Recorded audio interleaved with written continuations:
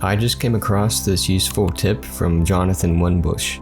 If you've ever had access to a rendered file but could no longer locate the original project files, here's a useful tip on how to locate them. Bring in your QuickTime file into After Effects, highlight it, and you hit Ctrl-E or Command-E on a Mac. Click Don't Save, and it'll open up the original project file that it was rendered from. You may get this error that says the render queue item has been deleted. You don't really have to worry about that, it's just letting you know the original queue that produced that QuickTime file is no longer in this project, but it does open up the original project files. So how does this work? Add your composition to the render queue, and go ahead and click on the output module settings.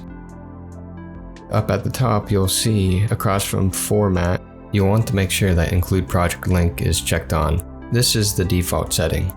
If you happen to find this helpful, follow at Motion Cache on YouTube, Instagram, and X.